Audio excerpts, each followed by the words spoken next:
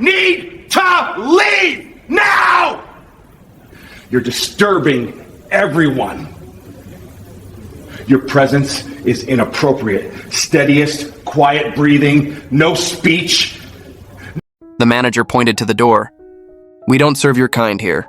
You're making my customers uncomfortable."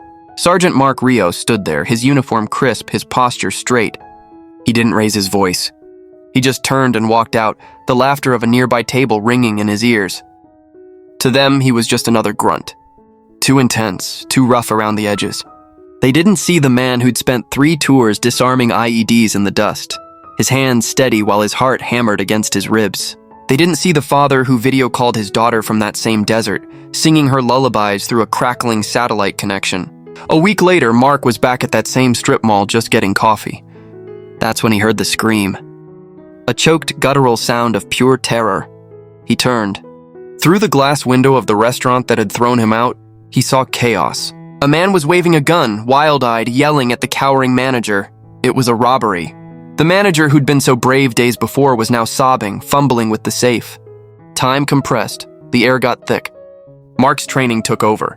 The hyper-awareness. The calm. He moved not as a customer, but as a soldier.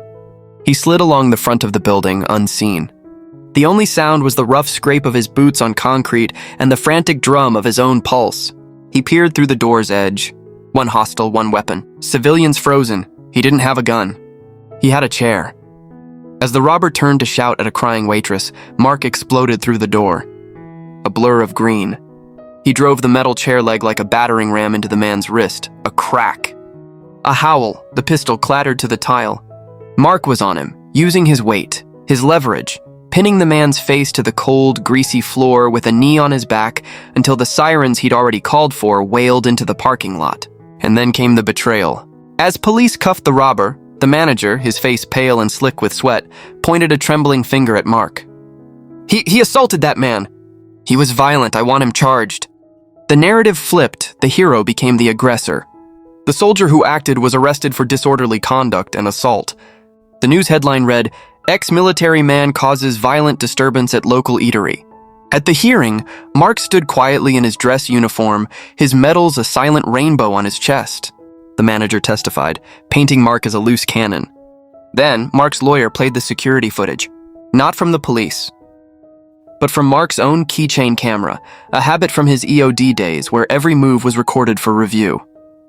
The crystal-clear video showed it all: the gun, the terror, his precise, life-saving intervention. The manager's own voice begging for his life, then lying to the police. The judge's gavel came down like a gunshot. "Case dismissed."